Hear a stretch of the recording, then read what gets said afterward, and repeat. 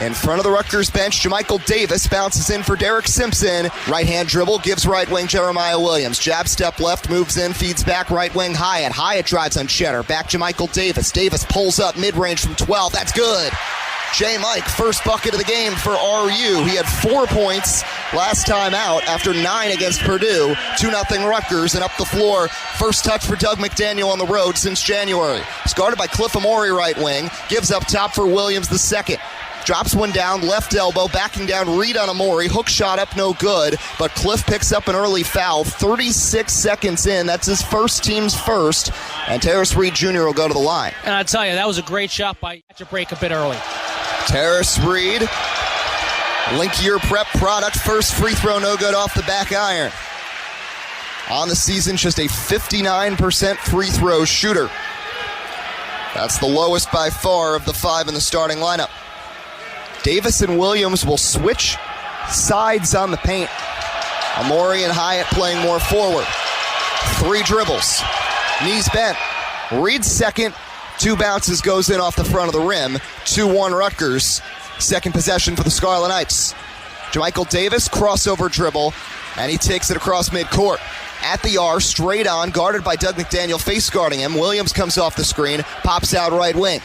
Dribbles left hand, now backs off, calls for motion, Hyatt moves in. Williams takes a 3 uncontested and drains it. Jay Will with the kill shot from 3, 5-1 Rutgers a minute in. So Rutgers with a make from long range. They've struggled mightily from deep, but they make their first. Now it's Cheddar who nearly walks, gives for McDaniel, inside back down, Williams on Williams, and Jeremiah gets the best of Terrence. Good deflection, knocks him down, and now Jeremiah falls as Amori gets the board. Andre Hyatt brings it across, minute 20 gone, 5-1 Rutgers. Hyatt now stops, he'll shoot from 3, a laser beam. Andre finds a way, makes the play, 90 seconds in, 8-1 Rutgers. And that was like it was Babe Ruth there.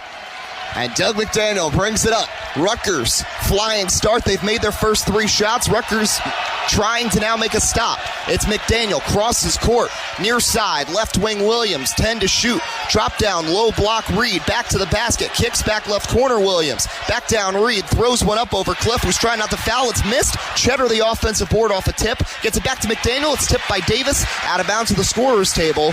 Last touch Rutgers, Michigan will keep it. I tell you, you never know what can happen. McDaniel gives left for Williams. Wolverines just 3 wins in Big Ten play. They're on quite the skid right now. Now Cheddar backs down Williams from the right corner. 3 to shoot. He's doubled. Throws one back. Intercepted Jamichael Davis. Rutgers on the break. Davis loses his dribble. Simpson picks it up and throws it down. How about a teammate having your back? Davis loses it. Simpson grabs it. He slams it. And 2.5 minutes gone. Rutgers 10, Michigan 1. Timeout, Michigan. I tell you, beyond flabbergasted. We talked to Steve Peichel. What was one thing that you wanted to lock in on? It was all about just the energy and buying in. The Scarlet Knights were lethargic on Sunday against Maryland. 18 points in the first half. They're more than halfway there. 2.5 minutes into the half, Carm.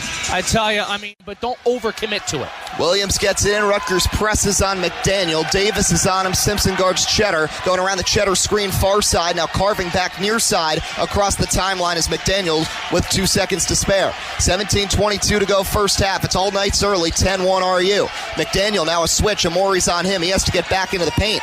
Kick out right side for Burnett. 8 to shoot. Cheddar the pick.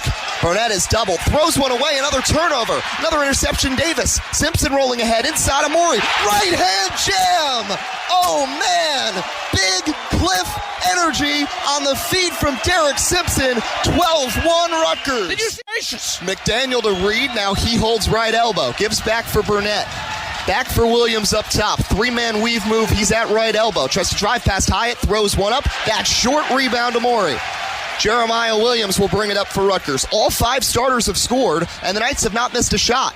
Jay Will pulls back, gives Cliff Amori. Now up top, right side now Williams, directing traffic, backs up a bit. 17 to shoot, crossover on Reed. Euro step inside, up and under layup's good. 14-1 Rutgers. Jay Will now with 5 points. Rutgers did 2 things today. They locked in and they threw away the key. Williams to McDaniel, trying to silence the crowd with a corner 3, and he does. And the Wolverines have their first make, but already down double figures.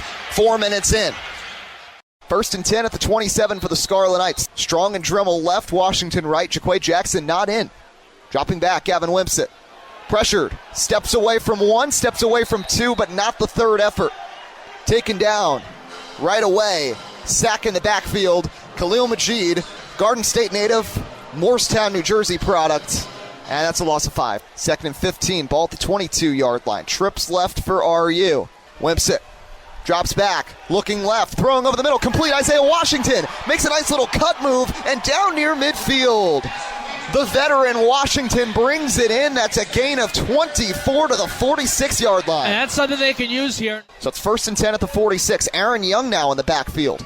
Dremel, motion, left to right, faking the sweep action, play action. Wimsett tries to go over the top for Aaron Young and ends up throwing it to one of his coaches. That's the play they call the shark halfback wheel on Madden. And usually you hope you only have one defender on the running back. That time there were 3, and Wimsett still forced it through it high. Second and 10, ball at the 46. Langan goes right to left. It's going to be a handoff. It's Manungai. He's got blockers. He's still live. Past midfield, down inside the 40, and Kyle Manungai with his first burst of the second half. A big run right there. And again, as fast as the third quarter went, Rutgers still has a lot of time here. 11:23 to go. And moving quickly on this drive. First and 10 now. Ball's at the Michigan State 37. Strong and Dremel left. Washington right. Dremel again moves left to right. Wimsett drops back. Has an opportunity. Screen to Dremel, but overthrows him by a mile. And dropped the completion percentage another tick. Wimsett now 10 for 24 overall in the game. Had Dremel wide open. Led him in the right direction, but just too much on it. Would have been an easy 5 yards at least. And with Dremel's elusivity, could have been more. Instead, it's second and 10. Ball still at the 37. All 3 receivers right side. Left side of the field is open. Rutgers with the ball at the left hash. Wimsett watches defensive motion. Now drops back. 6 steps on the drop. Throws. Screen pass caught Ian Strong. Strong wrestled down by a pair. Inside the 35, maybe the 33-yard line. 4 at best on that play, and that's what they'll spot at 3rd and 6 coming up. 3rd and 6. 3 receivers left side. Manungai to Wimsett's right. Dremel in motion. Wimsett. Handoff. Manungai pushing forwards near the first down marker. Think he got it. Some contact away from the ball. Washington comes together with a secondary member, but doesn't matter. Manungai moves forwards, keeps trucking. First down, Rutgers to the 27. First and 10 at the 27. 9:50 to play. Rutgers down 11. They were down 18 when this quarter began, and now steps away from the red zone. Wimsett throws, complete, another smart pass, and it's on target to Christian Dremel. Down inside the 20, around the 16. Quick snap, handoff Manungai. Manungai still on his feet, gets to the outside, inside the 10, inside the 5. What a run by Kyle Manungai. Right to the line again, first and goal, ball at the 4. Handoff is Manungai. This time gets stuffed, maybe a yard if that, as 4 Spartans converged right away on defense. First one there, Maverick Hansen, one of the best names in the Big Ten. Wimsett steps back, throws hard, looking for Langan for 6, but overthrew him. Again, you want 6 here, but a field goal does make it a 1-possession game, so got to be smart with what you do. It's 3rd down. Again, Rutgers with Kirk Shiraka's offense line up in the shotgun inside the 5, and no Manungai on the field. It's Aaron Young to the right of Wimsett. Motion right to left goes Dremel. Wimsett drops back. Has time, throws, back corner, end zone. Isaiah Washington, touchdown, Scarlet Knights. And Rutgers is within 5. Isaiah Washington, the veteran, hauls it in. The junior, his 2nd touchdown catch in the last 2 years, his first of the season. And Rutgers makes it 24-19 with under 8 minutes to play. And that is a huge score. They're going to go for 2 here.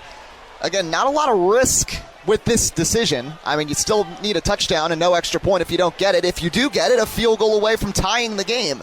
Wimsett drops back, throws right side. It's caught Dremel. Dremel to the corner, to the pylon. He's in. And the Scarlet Knights are within 3. The Rutgers comeback alive and well as they continue to tack on the points. 15 in the last 6 minutes and change of game time. 24-21. Spartans lead it. 8:30 to go. Elsewhere in Major League Soccer, it's a busy Saturday and St. Patrick's Day Eve as spring looms with 24 clubs in action across 12 matches. Earlier today, the Chicago Fire took that Windy City moniker to heart as Kellen Acosta blasted a ball along a gust from midfield in the final minute of stoppage time for a game-winning tally. The Fire scored twice after the 90th minute for a dramatic come-from-behind 4-3 victory over CF Montreal. It was a brace off the bench for Luis Suarez as Inter Miami became the first team to reach the 10-point mark in 2024 with a 3-1 win in the nation's capital against DC United. Meanwhile, in the Pacific Northwest, the Colorado Rapids couldn't take full advantage of a shorthanded Seattle Sounders squad settling for a 1-1 draw. One other game kicked off at the same time as ours. It was the defending champs, the Columbus Crew, who have a 1-0 lead right now against the New York Red Bulls. A Chico Hernandez goal in the 13th minute, that game at Lower.com Field in Columbus. A lot of other action set to start right around now, 8:30 kickoffs. The Philadelphia Union heading to Texas to battle Austin FC as both clubs look for their first wins of 2024. Also in the Lone Star State, Vancouver visits Dallas while Houston hosts the West co-leading Portland Timbers. Those Timbers are tied with Minnesota United atop the table, and they host LAFC. Charlotte squares off with Nashville in the Music City, and the San Jose Earthquakes, who have drawn in all three of their matches to open 2024, travel to Children's Mercy Park to face Sporting KC. Then at 10:30 in the nightcap, St. Louis City SC meets up with the LA Galaxy in Carson for a Western Conference clash. It's still early in the season, but it's never too early to start looking at that Eastern Conference table. Here's where we stand right now, given the current action. Miami atop the board. Columbus with a win, though, would tie them if that result holds. Toronto's third, Montreal in fourth, tied with the New York Red Bulls at 7 points. 5 points for Cincinnati. DC also right there at 5. Then Charlotte, Chicago, Atlanta, Nashville, Philadelphia in 12th. City coming into play, one of two teams along with New England without a single point. Right now they have just that one. But we're halfway home at Yankee Stadium. Once again, New York City tied with Toronto FC 1-1. When we come back, we'll send it back to the Bronx for second half coverage with Glenn Crooks and Matty Lawrence. I'm Eddie Kalegi, and this has been the City Soccer Halftime Report on the New York City FC Network, presented by Etihad Airways. I'll talk to you at Postgame. Enjoy the rest of the match. Moments away from opening tip here at Jersey Mike's Arena. Eddie Kalegi here with head men's basketball coach Steve Peichel. Coach, appreciate the time as always. It's been an interesting month for you guys. 4 straight wins, now trying to avoid a 4th straight loss. The game against Maryland on Sunday, a defeat. What is one thing you guys really honed in on in practice this week to try to improve from that one for tonight? I mean, just, we have to have a great focus. Their minds are taking them in a lot of different places, and we got to have a great focus on what we have to do in this basketball game, and that's play together and be connected. We're going to be without Mawat Mag again. We played with injuries, without, all year long has been kind of some inconsistency with guys playing and not playing. But we have a really good team, and we're going to play well today, and that's what really happens when you're connected. And Coach, finally, that game against Michigan earlier this month was the first game for Jeremiah and Emmanuel. What have you liked with their development here over a month playing with the team? I mean, been really important. Obviously, Jeremiah's been, very involved in everything that we've done. I only wish we had him 10 games beforehand. And Emmanuel's getting better and better. There's different 5-man in this league. He's learning how to guard the different 5s. Cliff's got to be big tonight. Cliff, Jeremiah, and we got to get some real consistency from our guards. Rutgers men's basketball looking to bookend the month with a sweep of Michigan. Head coach Steve Peichel. Coach, thanks for the time and best of luck tonight. Thanks so much. Gavin, Eddie Kalegi here. Rebounding, Steve Peichel said, was a focus tonight, and attacking the basket, playing at a fast pace. How did you take that mindset into heart after Monday's loss? After the last game, the last couple practices, we've really been focusing on rebounding and boxing out. So just try to do that, and when I saw some open lanes, I tried to attack the basket. And Gavin, playing in Jersey Mike's Arena, you played here in high school, but how about this environment, playing in front of the home fans for the first time in scarlet and white? It's a whole different thing playing in front of the thing being full, so it was amazing being able to play in front of the fans, so I was really happy about that.